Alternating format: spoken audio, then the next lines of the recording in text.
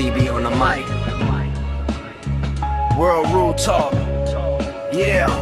CB break it down, yeah, the host with the vision. From the classics to the new, every film get precision. Obscure reels hitting gems, yeah, we dig in the vault. Every frame get examined, every angle we talk. From the old school grain to the high def shine. Indie flicks to the hits, yeah, we cover all time. If it's cinema gold, then you know we gon' say, hit subscribe, tap in, let the critics all play. Yeah, film talk strong, never fading away. World Rule Talk forever and a day longer. Yo, what up though? This is your boy C. to the B. coming at y'all once again with another movie review. So, today, we're going to be talking about one of my favorite all-time films. So now we're in the month of August, officially. In this month, we're going to be talking about 4 classic films. Y'all might not agree with me, but I think all 4 of these movies were gems. Now, each one of these movies are based on true events, and the people behind them started successful businesses and things like that. Now, this one right here, like I said, one of my favorite movies ever. Now, before I seen this movie, I thought, yo, how can a movie about McDonald's be entertaining? You know what I'm saying? Like, I couldn't wrap my head around it until I watched it. And that movie is The Founder. So, if you haven't seen this movie, make sure you check it out. You will not regret it. Now, there's also a book based on this. Well, the movie's based on this book. It's called Grinding It Out, the Ray Kroc story. And, yo, it's an excellent book as well. You gotta read it. Because I'm going to tell you now, you can watch the movie, but the movie isn't as detailed as the book was. Still a great film, but there's a lot of stuff in the movie that was, pretty much removed or changed around. You know what I'm saying? Or something like that. And I understand it's a movie, and you can't fit everything like you can in a book in the film. You know what I'm saying? But the movie was pretty good for what it was. Trust me, it's excellent. But today we're not going to do a traditional review because I don't want to talk about the movie itself. What I want to do is read the article, Hollywood versus history, and go over each character, and the actor portraying the character. So first you got Michael Keaton portraying Ray Kroc. He was born in 1951. Michael Keaton, an excellent actor.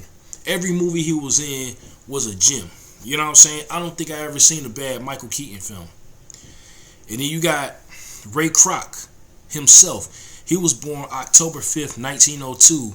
And he passed away on January 14th, 1984. So, the next character up, he's played by Nick Offerman, who he himself was born June 26, 1970. And he portrays Richard McDonald, aka Dick McDonald in this movie. And Richard, he was born February 16th, 1909, and he passed away July 14th, 1998. So he lived a pretty healthy life. You know what I'm saying?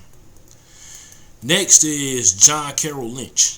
He was also in a few movies I've seen from way back when. You know what I'm saying? Good actor. He was born August 1st, 1963. And the character he portrays is Maurice Mac McDonald, the older brother. And he was born November 26th, 1902. And passed away December 11th, 1971. And then next up, you got Laura Dern. Now, the movie that I'm pretty sure everybody on the planet Earth, knows her from is Jurassic Park, where she played Ellie Sattler. I mean, she was in some other stuff too before that and after, but that's like her standout film. And she was born February 10th, 1967, and she portrays Ethel Kroc, which was Ray's first wife. And Ethel was born December 2nd, 1901. But I could have sworn I seen a different year for her I thought she was a little older, so I'm not sure if this is accurate or not, but I'm just going off of this article. I'll come back later on if I learn something different, because you can't really rely on articles to not with everything 100%, but we're just going off of this article right here for now. So next, BJ Novak. I remember this dude from a couple other movies I've seen, and he portrays oh, I'm sorry guys, I meant to do Ethel Croc's date where she passed away. It's December 2nd, 1965.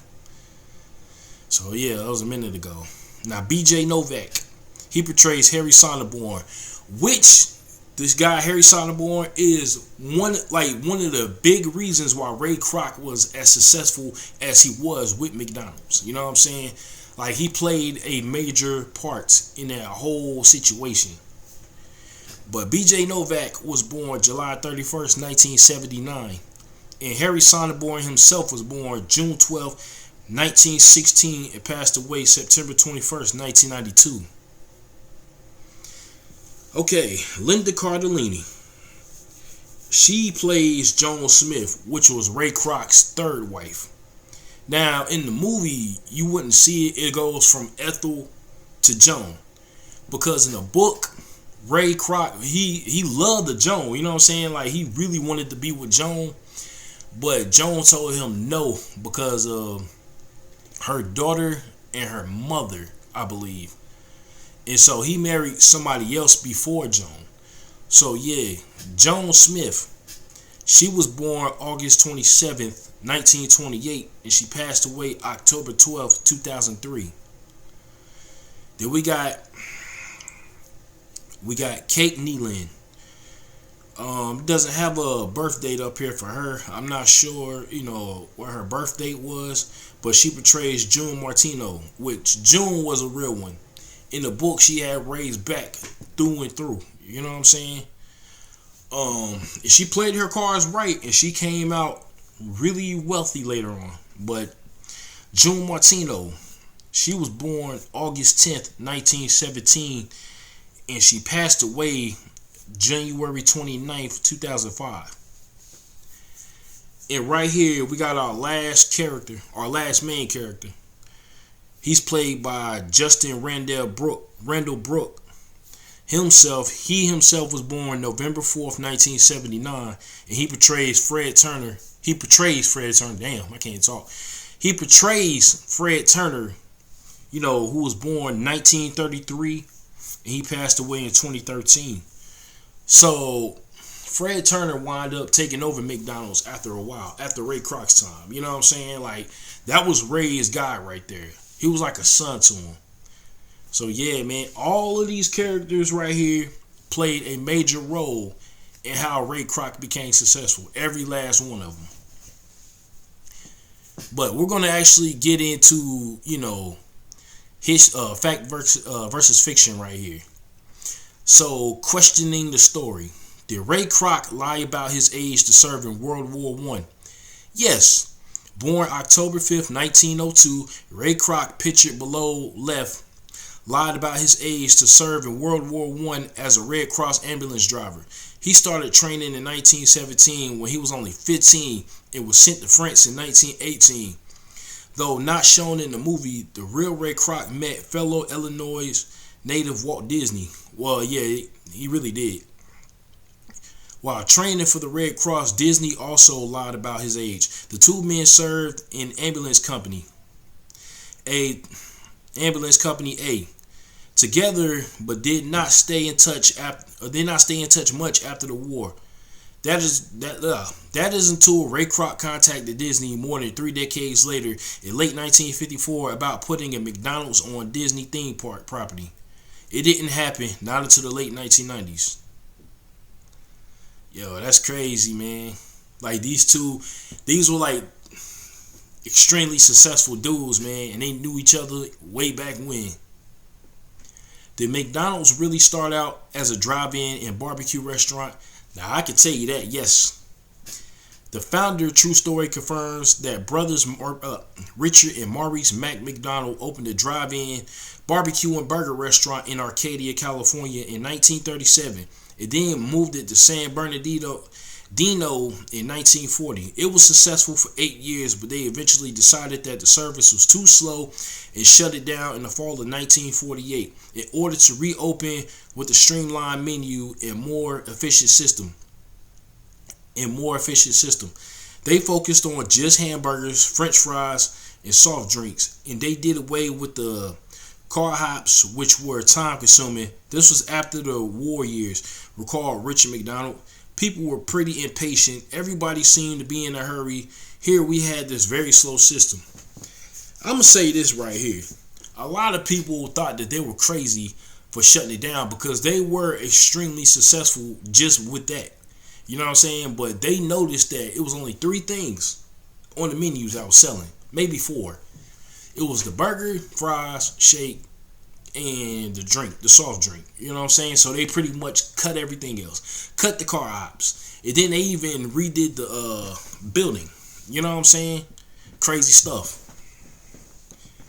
Did Ray Kroc first become involved with McDonald's when he was a milkshake machine salesman? Yes.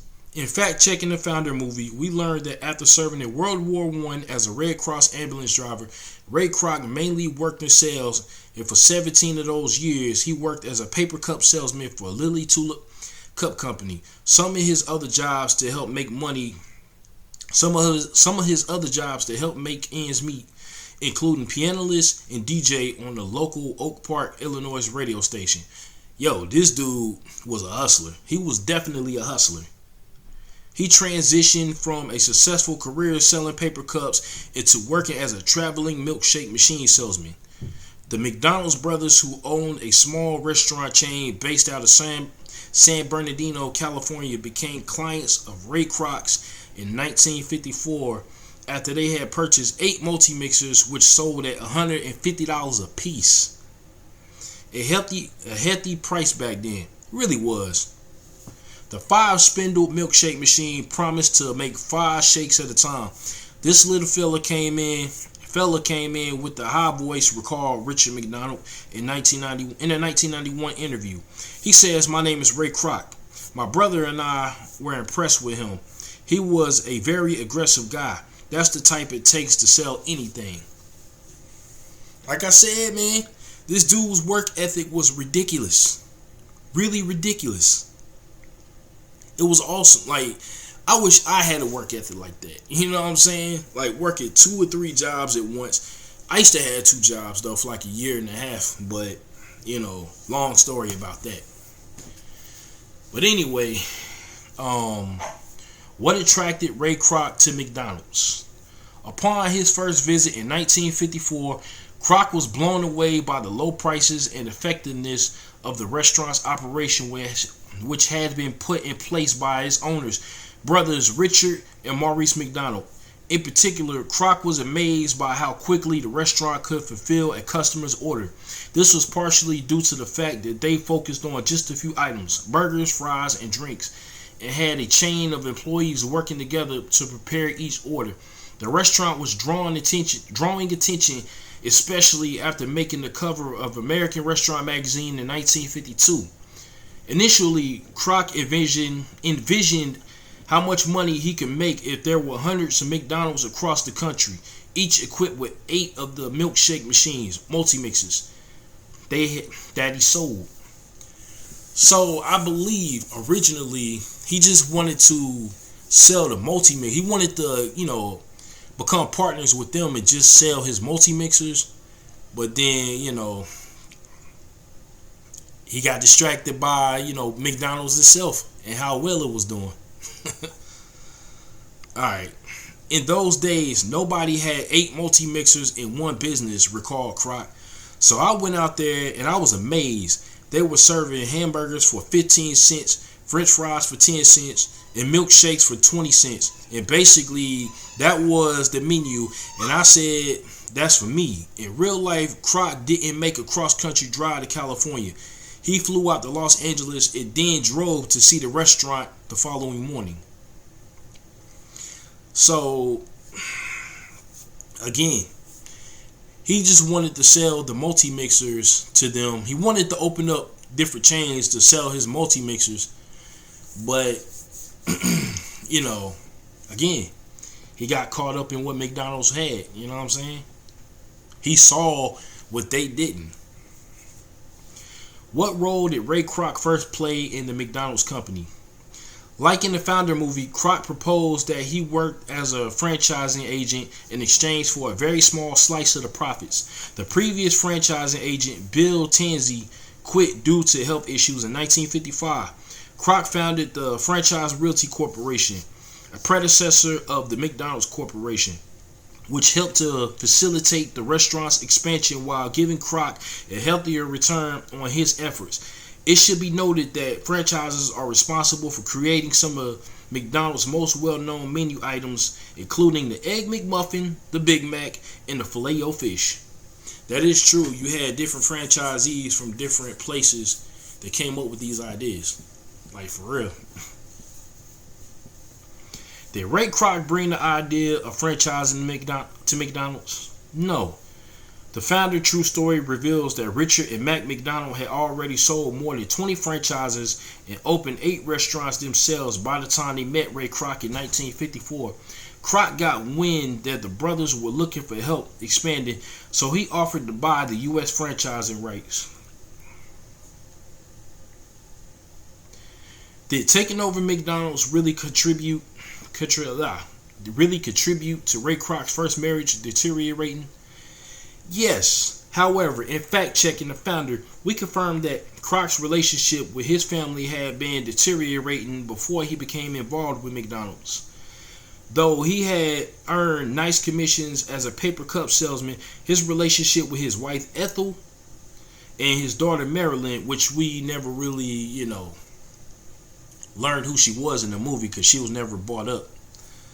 But, his daughter Marilyn was strained. As a result, he put everything he had into work, leaving little time for his family. Ethel had opposed his decision to start selling milkshake machines, believing he was giving up a good job and was too old to start a new career. His obsession with work only intensified after he made the McDonald's brothers. He and his wife Ethel divorced in 1961. The same year, he spent $2.7 million to buy out the McDonald's stake in the company.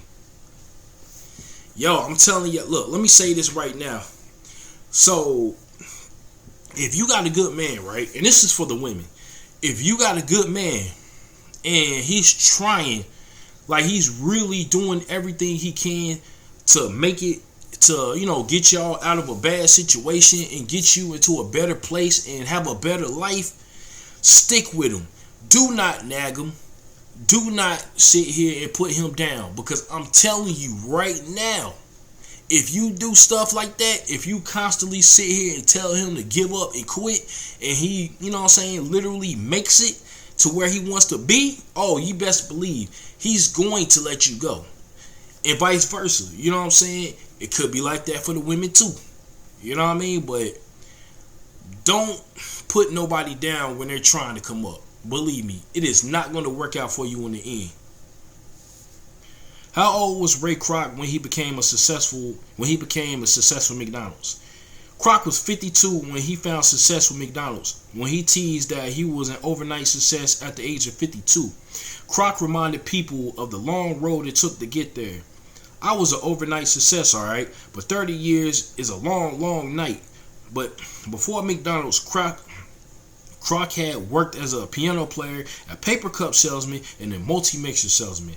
The latter being the job that introduced him to the McDonald's brothers, Dick and Maurice. Hey, that makes me feel better, because right now, me and my people, we still trying to make our way up with the podcast, the merch. You know what I mean? We getting that recognition. You know what I mean? So we still up and coming, and we're all over 35. So yeah, man, I don't feel so bad. I'm actually inspired by this. Did brothers Dick and Mac McDonald really have no interest in expanding across the country? Dick and Mac McDonald did not have any interest in doing it themselves. Ray Kroc suggested that he tried to do it for them, and they were open to the idea, having just lost their previous franchise agent due to health issues. Alright, so in real life, they really did, want Ray to expand. You know what I'm saying? There was no argument there. Like, they put up no resistance for Ray's request to expand McDonald's. Now, in the movie, they did, because they told Ray Kroc that they tried that. You know what I'm saying? But for what happened was, you had different managers, different franchisees, but they were all selling what they wanted to sell. And that's why they stopped doing it. But in real life, you know what I'm saying, I guess they saw something in Ray Kroc, so they let him take over as the franchising agent. You know what I'm saying? But did the McDonald's brothers not tell Ray that they sold the rights to use their name in his hometown of Cook County, Illinois, to another company? Yes, though it's not focused on in the movie, it's really not. Before Ray Kroc could open his first McDonald's in Des Moines, Illinois, he had to buy out the Freelac ice cream. Damn, I can't read. Tripping. The Freelac Ice Cream Company contract for $25,000. It was an added expense that he could barely afford. The cost was even harder to swallow since Freelac had only paid $5,000 for the contract.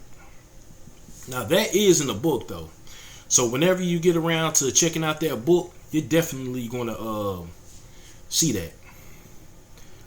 What contributions did Ray Kroc bring to the McDonald's franchise? As he successfully unleashed the true franchising potential of the chain, Ray Kroc introduced standardization, automation, and discipline.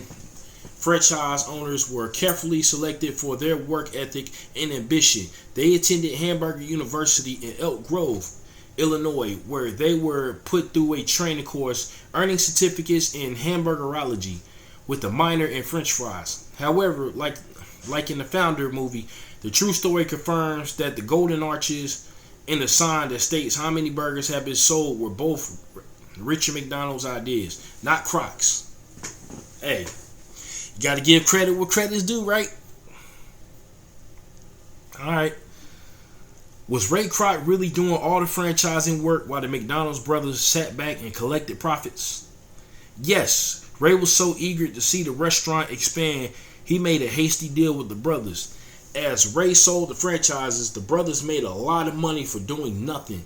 Like in the Founder movie, Ray met Harry Sonneborn, played by B.J. Novak, a financial expert who showed him another way of making money off the deal that would not involve selling hamburgers. It involved creating a real estate company that will buy up or lease the land of which all McDonald's will be located.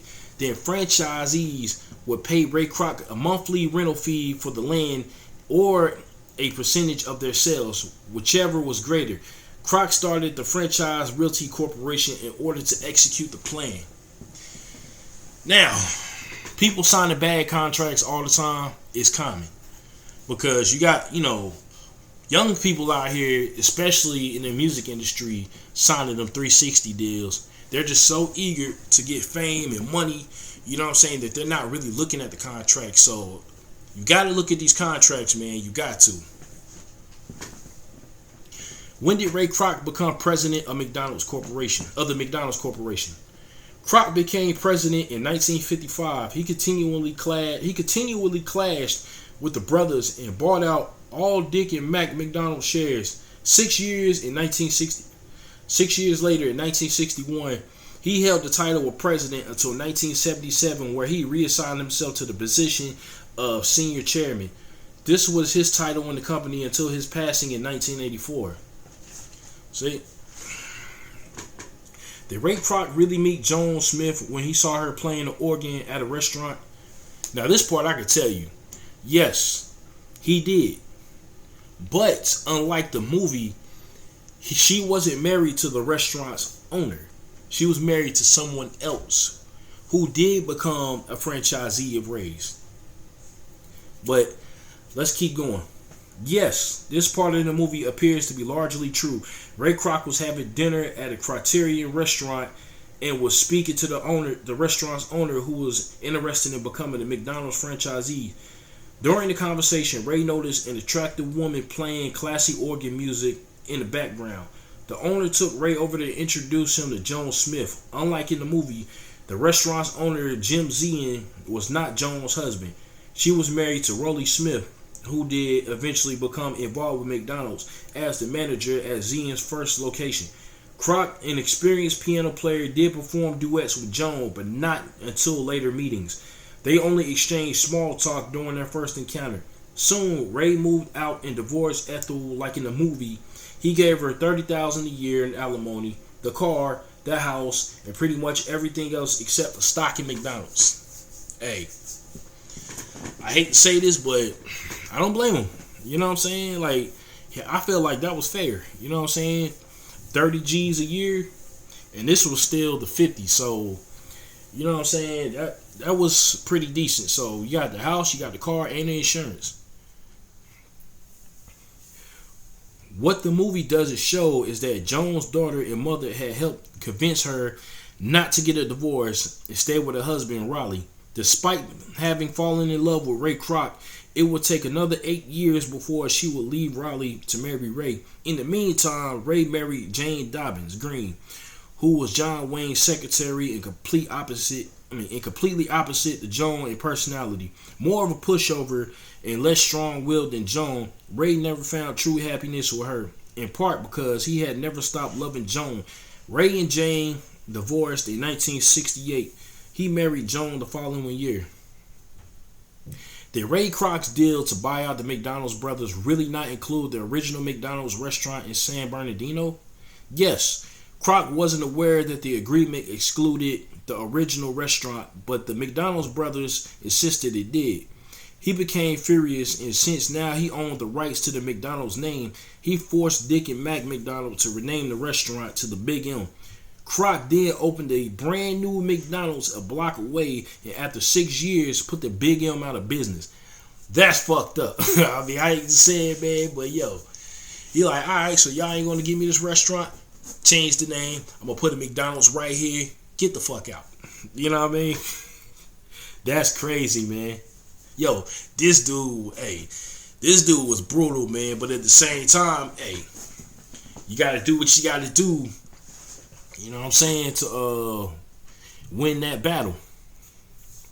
The Ray Kroc reneged on his handshake to pay the McDonald's brothers a percentage of the revenue from the franchise? Yes.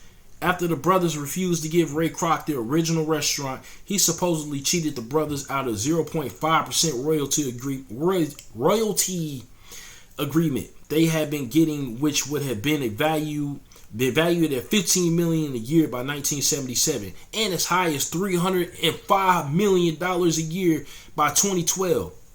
According to one estimate in his book, Kroc wrote, if the brothers played their cards right, the 0.5% would have made them unbelievably wealthy. Sure would have. Relatives of Richard and Maurice McDonald says that Maurice was so distraught that it attributed to his eventual death from heart failure a decade later. Did Ray Kroc really credit himself with being the founder of McDonald's? Yes. After the McDonald's brothers sold the company to Ray Kroc in 1961 for $2.7 million, he began to take credit for its birth. Suddenly, after we sold my golly, he elevated himself to the founder, said Richard McDonald in a 1991 interview.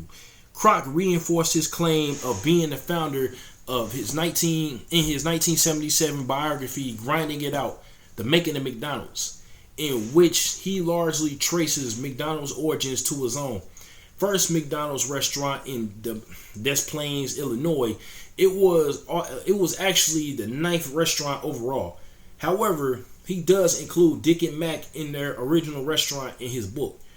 Kroc didn't open his Des Plaines restaurant until April 15, 1955, roughly 7 years after the McDonald's brothers opened the original San Bernardino location in 1948. Who does the McDonald's company consider to be its founder? For years, McDonald's celebrated Founders Day by honoring founder Ray Kroc. However, in 1991, the company decided to honor the McDonald's brothers in addition to Kroc. They are founders. They founded the concept. said Fred Turner, McDonald's then senior chairman. Ray Kroc founded the company that developed the concept into the largest food service organization in the world. So again, the McDonald's brothers, they're just as important as Ray Kroc, because for one, it was their restaurant, it was their name to begin with. So if they never started McDonald's, there wouldn't have been a McDonald's, and there possibly wouldn't have been Ray Kroc would have been around doing his thing, but I don't know if he would have been, you know what I'm saying, a conglomerate like this. You know what I'm saying? But yeah. Ray Kroc interviews and McDonald's documentary. Supersize your knowledge of the founder's true story with the McDonald's and Ray Kroc documentaries listed below. So that's pretty much all of it right there. So yeah, man, I feel like